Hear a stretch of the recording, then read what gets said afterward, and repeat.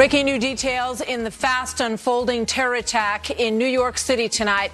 Good evening, everyone. I'm Martha MacCallum, and the story begins on the Lower West Side of Manhattan, just blocks from the former site of the World Trade Center towers, as New York becomes the first major American city to be the target of the kind of vehicular terrorist attacks that we have seen in Europe.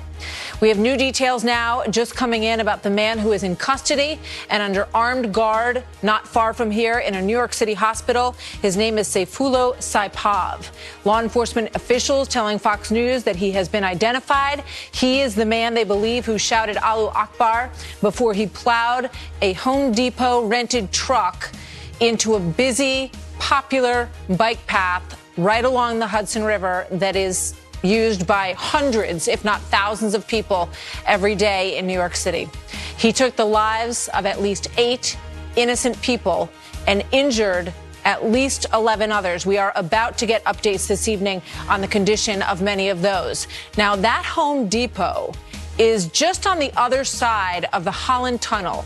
And tonight, it is the site of intense scrutiny. They have 2 cars in the parking lot there that are roped off. We're going to take you there in just a few moments. Police say that the 29-year-old man came onto the bike path, as you see on the left-hand side of your screen on that map, near the former World Trade Center, now the site of the beautiful gleaming Freedom Tower, which has taken its place. Then he drove south. He hit pedestrians and plowed into people on bicycles. We will show you in a moment the bicycles scattered across the path. It's a horrific scene. Then he plowed into a school bus, injuring at least 2 adults and 2 children. This amateur video, take a look at this. This is after he jumped out of that white Home Depot truck and started running around the street. Can you imagine what's going through the minds of the cab drivers and people who are along the sides of those streets as they watch this guy running around with 2 guns in his hand? We were later told by the police commissioner one was a paintball gun and one is a pellet gun. But just imagine the fear that engulfed this entire area of Lower Manhattan as he continues to run around. He was taken down by a very brave New York City police officer who had arrived on the scene. More details on that in a moment. Look at this. I mean, this is New York City, folks. We are told that he was shot in the abdomen. He is currently being treated at a local hospital. This was an act of terror, and a particularly cowardly act of terror aimed at innocent civilians. Are these lone wolves who commit an act of terror? This is all very preliminary. It's only been a couple of hours, but at this point there's no evidence to suggest a wider plot. We heard the shots, and then we went to the window and we seen 2 of the bodies lying down. A bunch of bicycles, they were on the floor. It was really chaotic. President Trump tweeted this moments ago. In New York City, looks like another attack by a very sick and deranged person. Law enforcement is following closely, not in the USA, all in caps. We have experts on deck to walk us through this breaking news tonight as we get more details by the moment. Shepard Smith is live on the scene in Lower Manhattan with some of those late breaking details. Good evening, Shep. Martha, good evening. The New York State Governor Cuomo, the New York City Mayor Bill de Blasio announcing heightened security across our city and our state and heightened police presence at public events. Just west of us is the annual New York City Halloween Parade, expected to draw up to 1 million people to Greenwich Village and beyond as it goes straight up the center of our island. The governor, actually the mayor, announcing that parade will go on as scheduled, and it's scheduled to begin right now. Between here and there on the walk from the subway tonight, we saw lots of little kids with their parents in hand, dressed for Halloween, going trick-or-treat, a sign that New York City carries on, as the mayor and the governor insisted it would, with heightened police presence across a city that is no doubt shaken, on subways tonight that were quieter than usual but just as crowded as ever, and the city on the move in the wake of this terror attack that happened 5 minutes past 3 o'clock Eastern Daylight Time this afternoon. It was Houston Street on the far west-hand side of the island, as far as you can go before you get to the Hudson River, on a bike path that's been there long before bikes were the way people got around in this city. It is maybe the most famous bike path that we know in our town. There are north and southbound lanes there. And at Houston Street, there's an entry from Houston, and it's at that spot that they believe this man, this Uzbeki immigrant, we believe, who came to the United States in the year 2010, settled in Tampa, but according to the reporting of the New York Daily News, lived somewhere in the New Jersey area more recently, though Fox News can't confirm that. He entered at 5 minutes past 3, according to authorities, went southbound on that bicycle pathway, and when he did so, began to hit pedestrians and bicyclists, one after another, moving southbound some 20 blocks. And along the way, according to witnesses who spoke with Fox News and others, traveled at some points up to 40 miles an hour. Again, those are witness reports. There are mangled bicycles along that bike path now, which sits just 10 feet off the West Side Highway, one of the busiest thoroughfares in all of this city that takes you to the bridges and tunnels that lead to New Jersey and beyond. When he finished, he was here at that iconic site that you mentioned, right at Chambers Street and West Street, in the shadows of the World Trade Center. It was here that he ran into that school bus, very near Stuyvesant High School, a famous high school that's very close to here. School had just been let out because of the time of day on a Halloween afternoon. He ran into a school bus, according to authorities. And after he did so, he jumped out of that vehicle. And that's when that video was taken of the man running around in the street in what is the West Side Highway, a major avenue. And in the middle of all of the traffic, swerving and weaving, and according to multiple witnesses and the New York City police, shouted Allahu Akbar.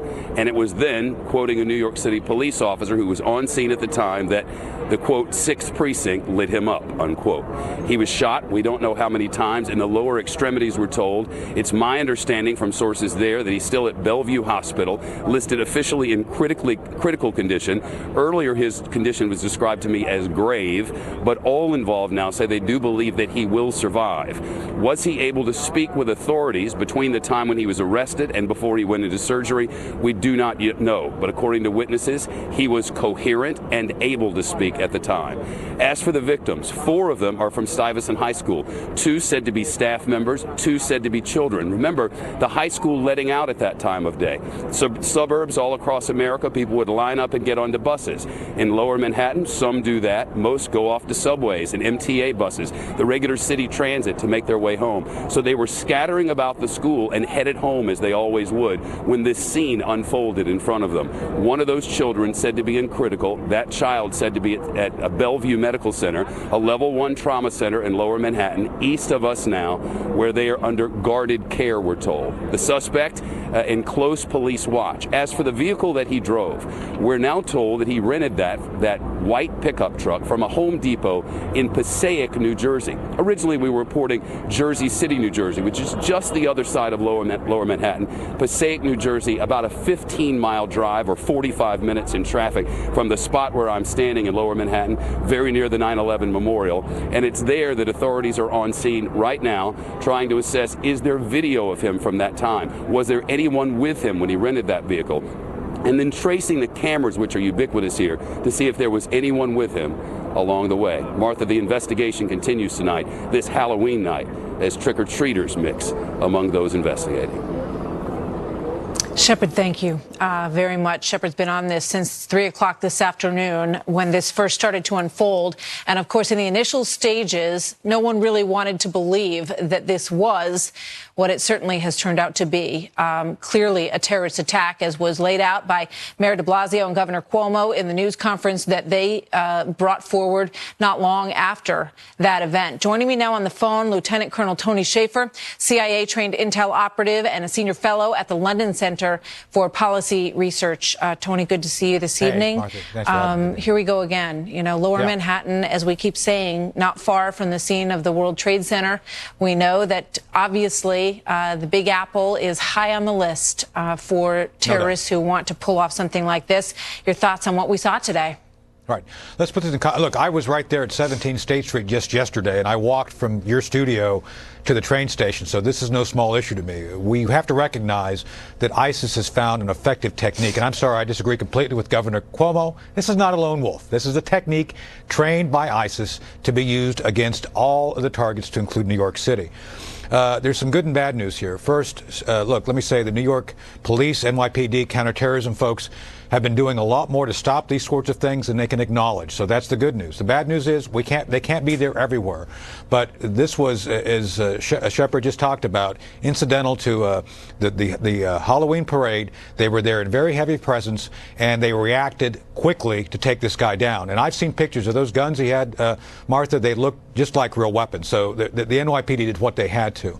But we have to do two things here. We have to understand that you live, and I live here in Washington, in two of the biggest terror magnets in the world. ISIS is not defeated. They've metastasized. They've gone other places. So this is where we have to get ahead of it. Secondly, to do that, we have to be able to enhance law enforcement intelligence sharing. NYPD is the best. I work with Sheriff Dave Decatur in Stafford County as his Homeland Security advisor, working behind the scenes. The American public does not understand how much of a threat there really is. They need to understand that people are working it, though. And the last thing, we have to do what we can to get ahead of this thing in the big picture, to defeat the message. These things are happening because ISIS got out of control. The Obama administration didn't do enough to stop it, and now we're behind the power curve, and we have to do more to stop it in the future. Yeah, I mean, you think about the different scenes where we have seen this, right. And as soon as I saw the images come forward, and the early reports were that it was some kind of accident, which of course takes all New Yorkers back to the moment when you started to hear that maybe a small plane had gone into the side of the World Trade Center. And then as soon as I saw the images of those bikes strewn across the path, it becomes an unmistakable image, Tony, that we have become too used to seeing. Right. And it's pretty clear that someone very intentionally plowed off of the road and into that pedestrian area. Well, I got some new information on that. Now, something was found in the cab of the truck that may indicate some sort of motive. I hear it may be some sort of manifesto. NYPD is analyzing that. So we have to be patient. This may be part, we don't know if this was part of a larger network. That is something they are indeed looking at. So but to your point, this is horrific. This is indicative of what terror now looks like. We cannot ban every truck. We can't ban knives. So we have to get ahead of them as best we can to detect the network, defeat the networks, and go at them where they're at, both overseas and here. And let me say one other thing real quick. We talked about this before. The left in this country is now positing the idea of using violence as part of their political speech. There's an ad out in Virginia by Ralph Northam where he uses trucks mowing over kids. We played that last night. Yeah. And think about this, Martha. They do this on the left, and now we have it happen. This is not acceptable political speech, and we have to do everything we can as Americans to defeat the terror networks and not buy into using their message as a political method of speech. Yeah, we did hear from John Miller from the NYPD, a counterterrorism specialist. And John said we visited 148 truck rental places. This was in preparation for this kind of attack. And they basically told them what to look for, who to be concerned about when someone walks in and wants to rent a truck. You know, obviously, these are the kind of things that we have to get better at. Right, and Martha, to that point, I mean, John and NYPD and the CT folks are doing everything they can. They cannot disclose everything that they're doing. They cannot disclose techniques. They cannot disclose their successes. But I'm telling you, you know, we've got it. We cannot afford to let our guard down one bit. We need to go full steam ahead, and we cannot afford to allow innocent citizens walking and biking in New York or anywhere else to be mowed down pointlessly. It's horrible. You know, the word is, and we're still putting the pieces together of this man, whose last name is Saipov. He is believed to have been Uzbeki, spent time in Tampa, Florida, but according to the latest information that we have, and obviously this is all going to continue to be refined, has been living in New Jersey. He doesn't sound like somebody who came in as a recent refugee or anything like that. He sounds like he's homegrown. Well, look, the issue has not been necessarily where they start from. It's how the message gets given to them and the propensity for radicalization. Again, we cannot simply count on law enforcement always being there ahead of those folks. We have to start going after the message. This guy found some level of connection with ISIS, with some terror group. When we go back, Martha, when we go through his social media, I'm sure we're going to find indicators of how he was radicalized. And again, we have to understand that it's not simply about catching these guys. It's about trying to get ahead of them and defeating networks, defeating the ideology. To defeat the ideology, you must help push for a reformation of the religious of Islam. President al-Sisi of Egypt has said there needs to be a reformation of the Muslim faith to remove violence as part of its faith. And I agree with that, and others do too. So we have to go the two ways. We have to go after the message, and we have to stay ahead of them as they do their missions. Colonel Tony Schaefer, always good to talk to you. Thank you very much. Thank you. So joining me now by phone is former New York City Police Commissioner Bernard Kerik. Good to have you with us this evening, sir. Obviously a sad day for all New Yorkers. We've been down this road before, and now it has revisited our great city. Yeah, listen, the unfortunate thing is nobody should be surprised by this. These people constantly, whether it's ISIS or Al-Qaeda or any of these radical Islamic extremist groups, they're constantly promoting what they're going to do, how they're going to do it. It's in their actual training manuals. If you can't get your hands on explosives or you can't get your hands on firearms, use knives, use vehicles. The bigger the vehicle, the more damage you cause. This is right out of their training stuff. So we have to realize we don't have any specific threats in this country. But ISIS and Al-Qaeda and radical Islam is a very credible threat to the United States, and anybody that thinks it can happen here or it's not going to happen in the future, you're either naive or you're a moron, because it's here to stay. Yeah. I think everybody who's witnessed the horrible attacks that we've seen in Europe of this nature, and we've certainly had the Boston Marathon killing, we've had other, the Pulse nightclub, too many attacks in this country. This kind of attack, where someone, all they need to do is rent a car and use it as a weapon, essentially. It's eerie and it's incredibly simple. You and Tony were talking, and you were talking about John Miller and how they've gone to the individual rental agencies around the tri-state area, trying to get people to understand what to look for. The unfortunate thing is, as Tony said, we can be the best we can be, but you only need one to slip through the cracks, and that's, I think, what happened here. Fortunately for us.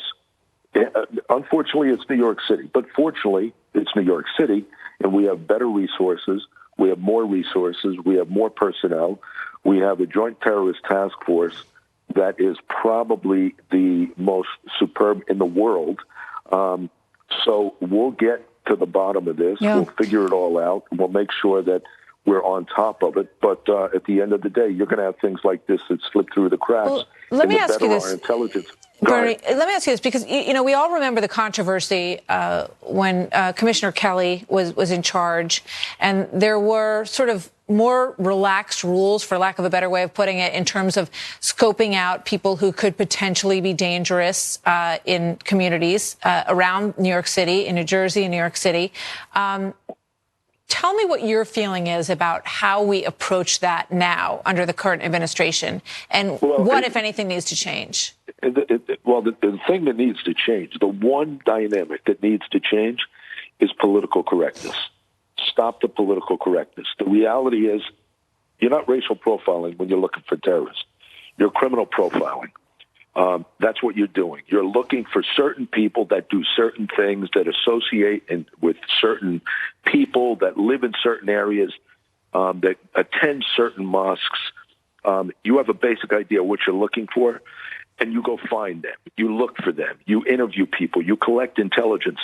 The people on the left. And are we hamstrung in this area in New York right now?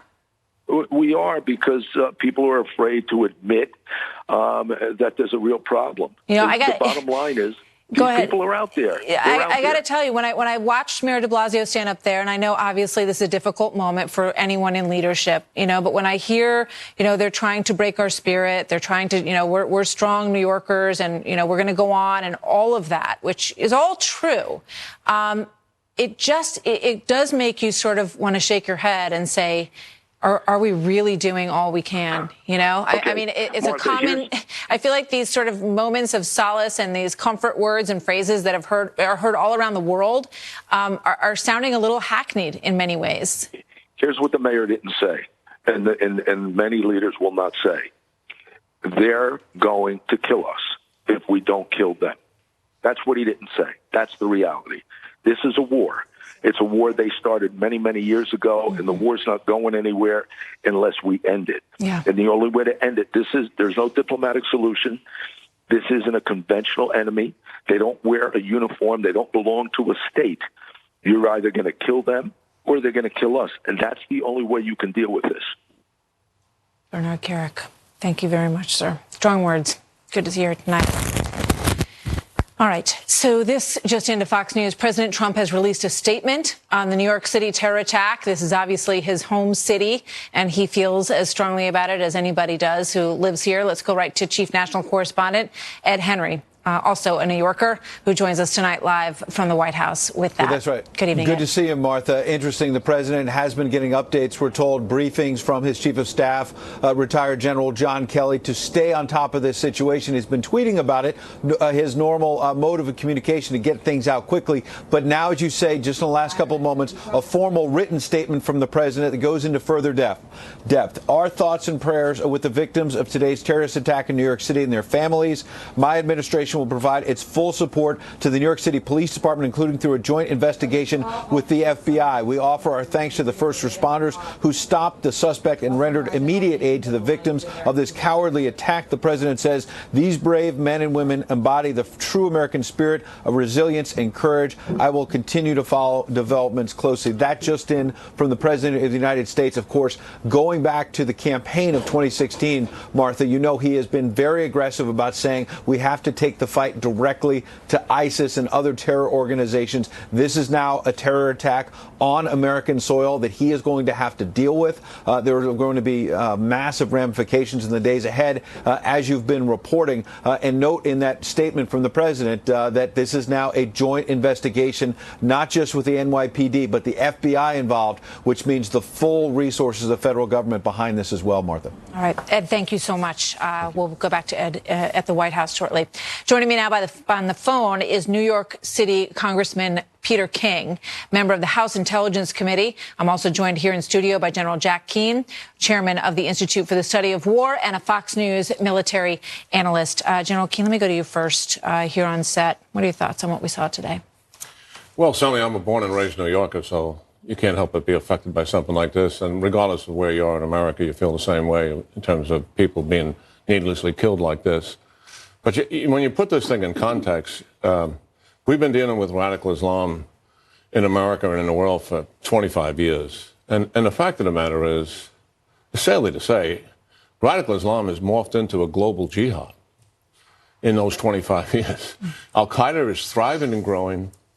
ISIS, despite the fact we just took Raqqa and their safe haven away from them, they've managed to expand into 30 countries. They managed to grow, and they're a very resilient organization, from several hundred Iraqi fighters in 2012. On the internet, they recruited almost exclusively an entire international army. Some 18 months later, they grew to a size of 30,000.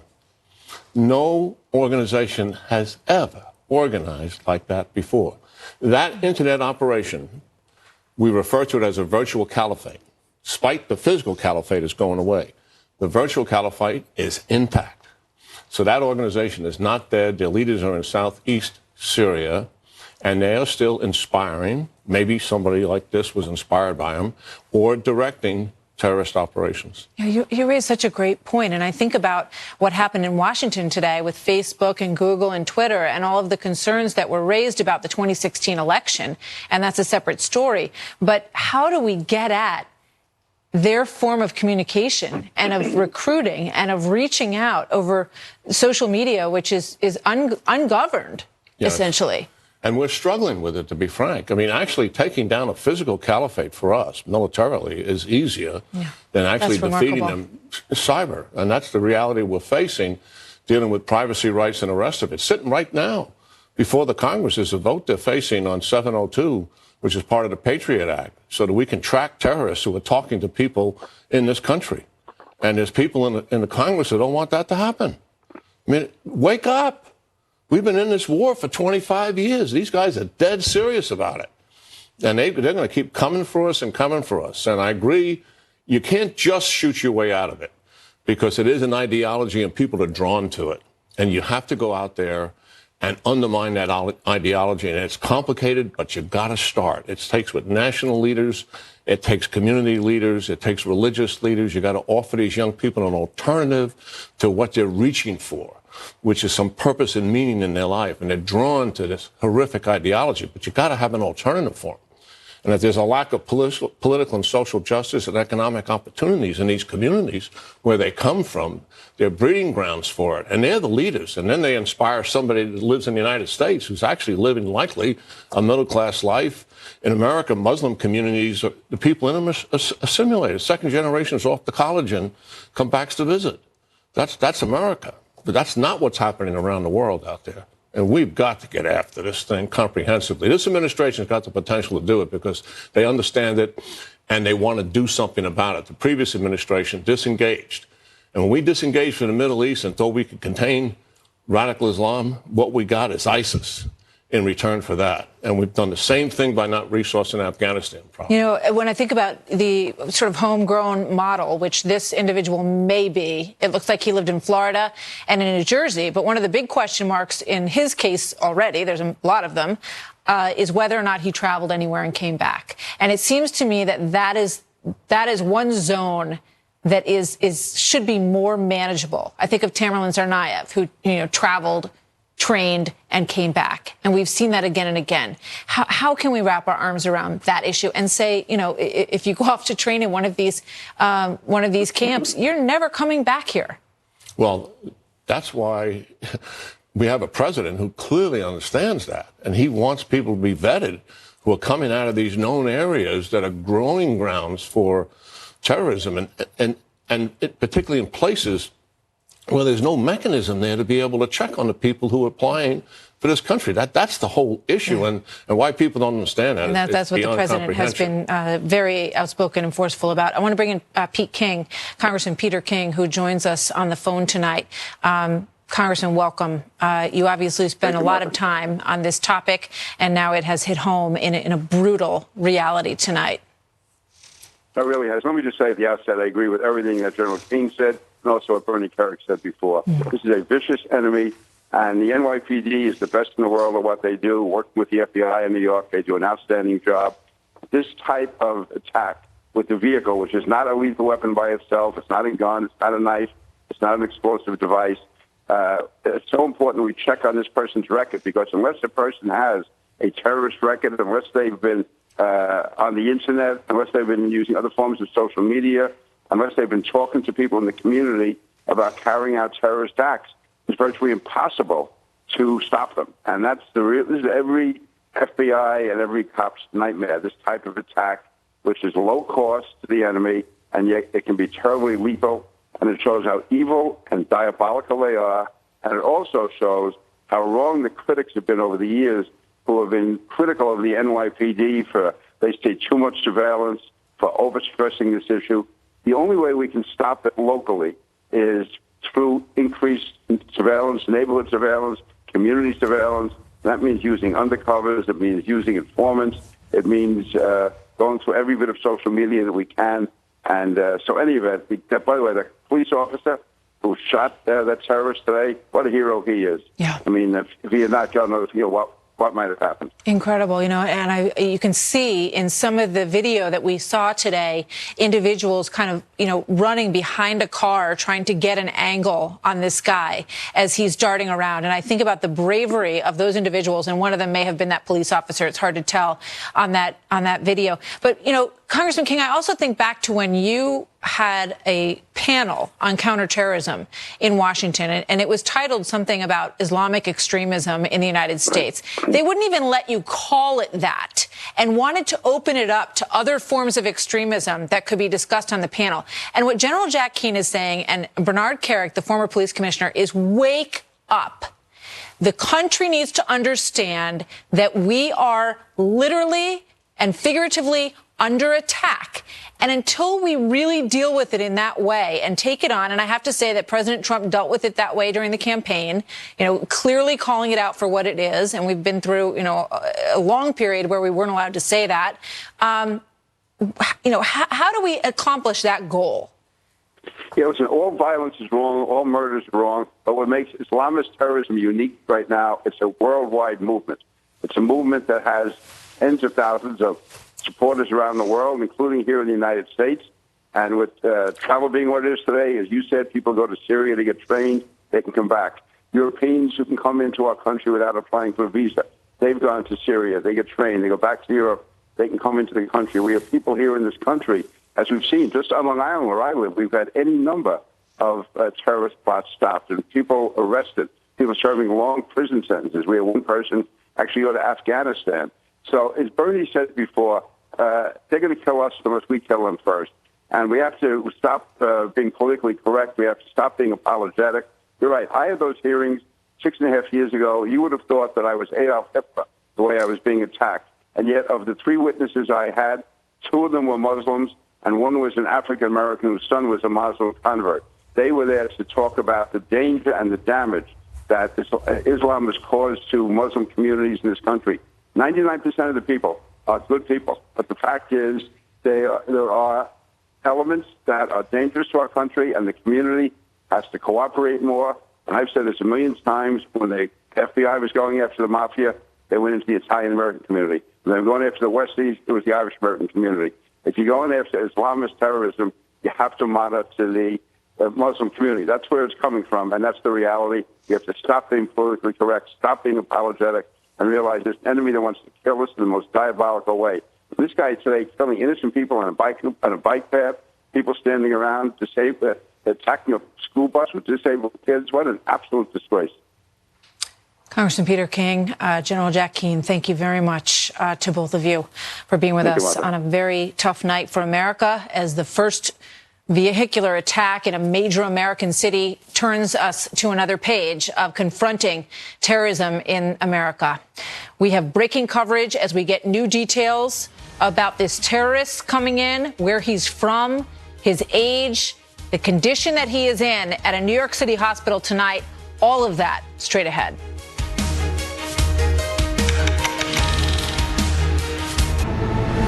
Unfortunately, this is not the first time that an attack of this nature has occurred, as we all know.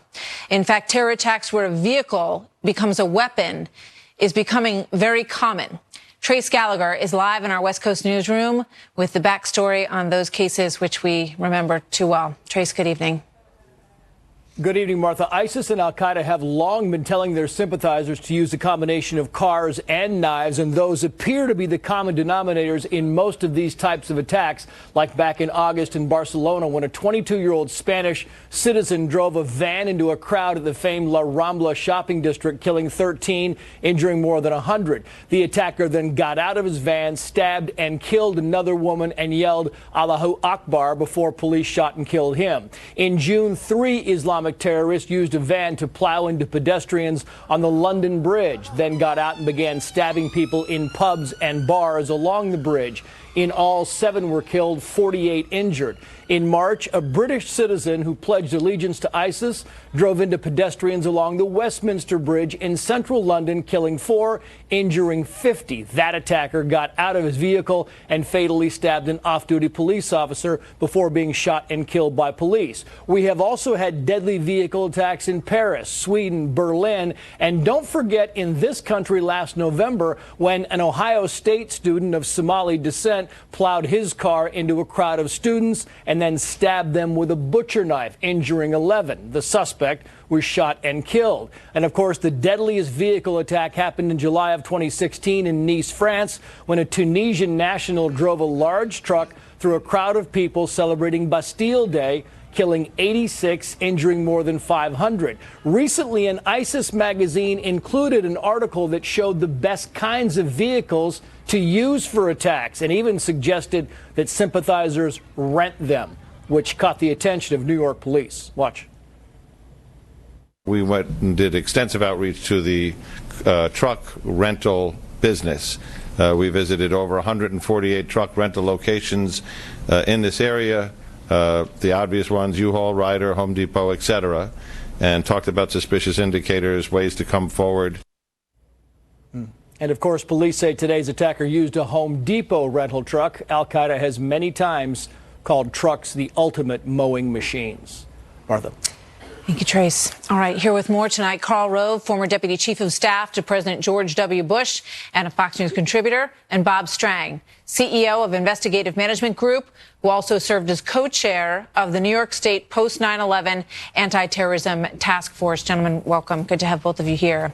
Karl, let me start with you in terms of White House response. And I just want to mention that the First Lady is in New York City. We just received word a little while ago that she is here until Wednesday, and we saw that she tweeted out her thoughts and prayers, of course, to everybody who was affected.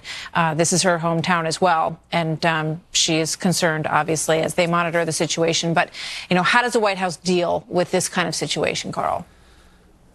Well, after 9/11, we created the Counterterrorism Center and located in Washington. And my sense is the Homeland Security advisor inside the White House, the Chief of Staff, were probably in very close communication with the Counterterrorism Center almost from the moment that this event occurred, and probably brought in intelligence agencies. This is, after all, an Uzbek national who came to the United States in 2010. Uzbekistan is the most populous of the former Soviet Muslim republics in Central Asia. About 90% of the population are Sunni Muslims. It is generally peaceful, but it has an Islamic extremist movement, the Islamic movement of Uzbekistan, the IMU, which has officially aligned itself with ISIS. And so there probably already begun efforts to check out what kind of connections he might have had, if any, to that movement. But the White House has at its disposal, through the Homeland Security Department and the Counterterrorism Center and the Homeland Security Advisor inside the White House, new means of communication and tools that were not available on 9/11. And my suspicion is all of those were heavily used this afternoon and this evening. Yeah, no doubt. Good information. Bob Strang, let me go to you.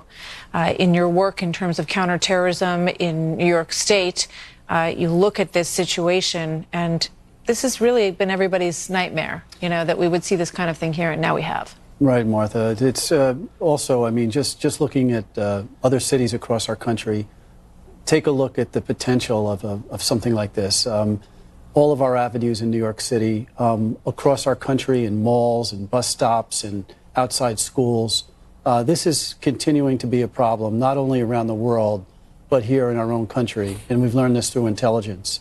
In New York, we've been able to stop 15 attacks since 9/11. Tonight is the first time where someone has successfully gotten through and had this type of terrorist attack in our city. So I think if you look at the big picture and look that the intelligence for the most part is working, if you look at our surveillances, social media, the different things that we're doing to try to preempt these situations, we've been very successful. Unfortunately, a situation like this, there's not much you can do. It's almost the last resort. The police officer on the street who has the gun, who can stop him. So you have your intelligence first, you have your military, your enforcement operations, and then your last line of defense, if you will, the cops or the good guys. And they were out probably in more force than usual because it's Halloween. There's a huge parade that takes place downtown in Manhattan. Lots of streets would be blocked off as a result of that. You know, what do you make of this terrorist picking this day to do this act? You know, we don't know yet. It's too early, but we're going to know soon. They're executing search warrants. They're interviewing family members and friends. They're going forensically through his phone, through his laptop, through everything. So we're going to have more information by this time tomorrow. But clearly there was a plan here. Clearly there was a truck rental. He came into, my son went to that school, Stuyvesant. You know, that's a very busy intersection down there in Manhattan. There was some thought that went into this. And you know, right now, if you look around the city, you have 2,000 police officers. You have all of the immediate response units out around the city on this Halloween night. You have all of, you know, the Hercules teams out. You know, this, everybody is doing the best they can to make sure that the city stays safe. Everybody go about their lives as much as possible. Karl, you know, we all remember President Bush responding to the last terror attack in New York City, standing on that rubble and saying, "We hear you, and the people who knock down these buildings will hear from all of us soon." I think those words just cut to the chase in a way that was so needed at that moment. This president has tried to come up with ways to block people from entering this country who he thinks present a danger, and he's been stopped at every turn. The president has, though, let's on the other side of it, he is succeeding in ways that are really important for our country. He is focused on ISIS and the destruction of ISIS, not merely its containment, but its destruction. He has reinforced the view that we're going to remain now in Iraq to help the Iraqis to combat extremism within their country. He reversed the previous administration's decision and has kept and increased the number of U.S. advisors and troops in Afghanistan, because he knows now that it is vital that if we want to avoid more incidents like this, where they attack us here, then we better be fighting them abroad. And when we have a victory like we've had in Raqqa, we ought to understand that it's not an end, that what's going to happen is that the rats are going to scatter, and we need to go to the holes that they're going to scatter to, wherever they are in this globe. This is a generational conflict, and he's leading it. Thank you, Carl. Thank you, Bob. Quick break. More of the story after this. Breaking moments ago, we received this live shot. This is believed to be the Home Depot in Passaic. We don't know absolutely at this point whether or not this is where the van, or the pickup truck rather, was rented by the man who has been identified as Seyfulo Saipav, a Uzbeki 29-year-old male. But as you can see, there is caution tape around a vehicle there. Whether or not that could possibly be a vehicle that he drove to that location, we don't know. But that is obviously an area of interest. Also, Belgium and Argentina have both said that they have lost citizens this afternoon in New York City. Let's go live to Shepard Smith, who is standing by with more, live on the scene of this tragic attack. Shepard. Martha, a little more from police on that spot you were just mentioning. That car that's surrounded by tape is believed to be the car that the perpetrator in this case took to that Home Depot in Passaic. It's now surrounded by the crime scene tape because the authorities have been getting prints and all that you might imagine, forensics from that vehicle. We don't know whether he went to that location by himself, but my understanding from law enforcement sources is that there are cameras at that location, that they're on just about every square inch, as it was described to me, and that if there was anyone with him, they either already know or will know very shortly. They've worked in close contact, they tell us, with the Home Depot there, and again, they're processing that vehicle to try to learn more about him. If he had left anything behind in that vehicle, we still don't know. We expect to get that from police at some time. Here on scene in Lower Manhattan, in the shadows of the Freedom Tower, I can tell you that police on scene have told me in the last 20 minutes or so that this suspect didn't say anything to anyone aside from Allahu Akbar. The location, the West Side Highway, West Street as it is on this area, just down the street from us.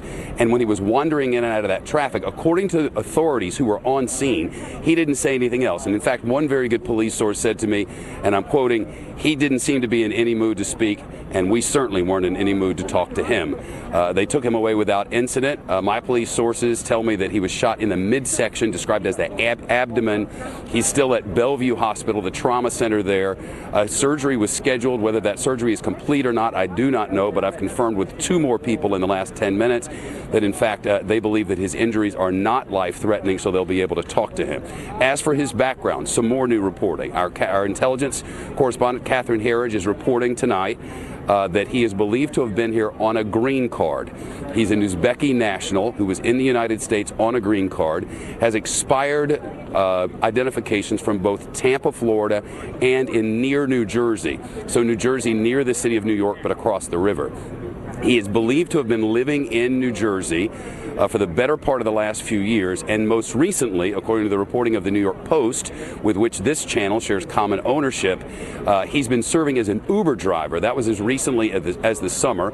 The New York Post spoke with a man who described himself as a friend of his, who once took him to the airport, wanted to take pictures, said that he wasn't willing to take pictures, described him as a friendly guy who was good to everybody. Obviously, that was not the case here. When at 3:05 this afternoon, according to the authorities, he began the rampage down the bike path just off the West Side Highway, 20 blocks, mowing down pedestrian after pedestrian, biker after biker, ending his rampage here in the shadow of the World Trade Center, very near Stuyvesant High School, where he ran into that school bus. Catherine Herridge further reports that there were handicapped children on that bus at the time. The school reports one person from the school is in critical condition, 2 staffers injured as well. So that's what we know about his background and the situation across the river in Passaic, where they have that vehicle surrounded, and trying to find out what they can learn about this man from that, Martha. Shepard, thank you very much. Joined now by Illinois Congressman Adam Kinzinger. He is a member of the House Foreign Affairs Committee and a veteran as well. Good to see you tonight, Congressman. You too. Your thoughts on what we saw today in New York City? Well, it's tragic. It was interesting because about 2 hours prior, I was having lunch with President Trump, and we were talking about his Asia summit coming up, but we discussed terrorism, and he said, you know, look, as we've defeated ISIS, we expect that they're going to spread out and try to do spectacular attacks, and we had no idea this was coming. He's right, and I think one of the important things to keep in mind here is, as you hear people on the right and left complain about having troops in other countries around the world, you heard it after the Niger attack, as tragic as that was, this is why we have troops around the world, is to be a bulwark against the recruiting of terrorism in other parts of the world. And so, you know, look, as bad as this is kind of the new reality. I tell people, don't live in fear, though, because they'll win. But also understand that when President Trump makes a decision to say we're going to send Green Berets or we're going to engage in other countries in the world to defeat terrorism, that's what this fight is. Yeah. It's to be a bulwark and to stop it from coming here. Yeah, I mean, that is a great point. I mean, you think about sort of the backlash, even from members of Congress who really, you know, as I understand it, they had no reason to not know that we had troops in Niger. Obviously, Al-Qaeda and ISIS have expanded in Africa, and that is where the fight has gone. You know, as was said earlier on this show, Congressman, and I'm sure you agree, we need to wake up about this threat and about how immediate it is and as close to home as we saw today in the worst possible way. So this is Karl Rove said it. This is a generational fight. Probably the rest of my life will be involved in this to some level. I consider this basically a low-grade version of World War III. We're fighting all over. The president is doing the best he can to say areas where we see this cancer is going to go next. Niger, for instance, we're going to send some American men and women to build a bulwark so that the Nigerian forces can prevent this from happening. This is going to happen all over the world. So again, to my colleagues, some on the right and a lot on the left that come in and say, oh my goodness, we have troops everywhere. We have troops places not to be an imperial power, but to protect against attacks like this in New York City. And you're never going to stop them in entirety, but I'd much rather fight these SOBs over there than here at home. Understood. Congressman, thank you very much. Good to have you with us tonight. You bet. Joining me now, Brigitte Gabriel, founder and CEO of Act for America. Brigitte, welcome. Good to speak with you tonight. Here we go again. Yes, here we go again. And again, the signs were there. What type of questioning are we doing for those who are coming into the country? You take this person, for example, his name is Saifullah, which means sword of Allah in Arabic. It's an Islamic name. What type of questioning was this person questioned when he came into the country? What type of family did he have? This is where we are failing, Martha. We are failing in the intelligence department and the human intelligence in actually really scrutinizing people who are coming into the country, what type of refugees they are, whether they are coming as refugee or a second-generation refugee. In other words, the refugees that are being brought to the country from different Islamic countries right now, especially those with links to terrorism, meaning the countries.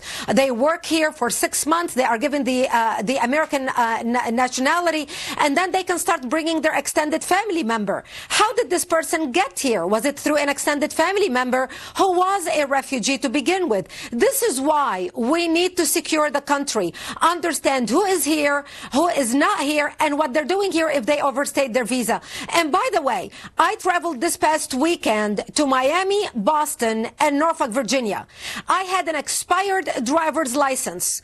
I went through 3 different airports on an expired driver's license and was not questioned once. And that is Boston, Miami, and Norfolk, Virginia, which is the home of the biggest naval base in the United States. Now, I'm an American. I'm a terrorism analyst. I'm a faithful American. But this goes to show you the lack of security and the apathy we have in training those who are, trying to protect us. And that's why we need to throw political correctness in the garbage and start doing what we need to do to protect the country. According to the reports, he had some expired document. I don't know if it was his driver's license, but he was able to go rent a car.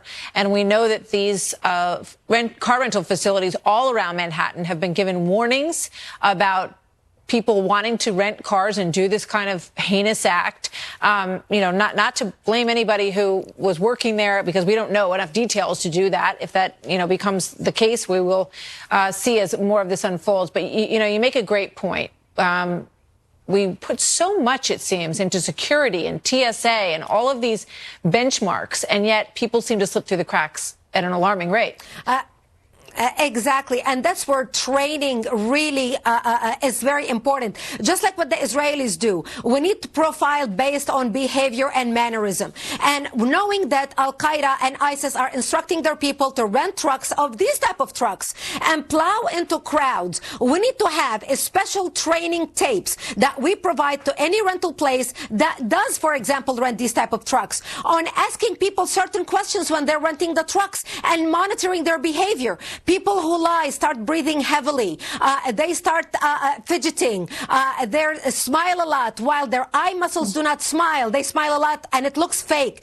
These are the type of training that we need to provide to those working behind the counters who are leasing trucks, for example, to those who are trying to rent trucks, specifically when we know that ISIS in particular is calling for these type of trucks to be rented to more people.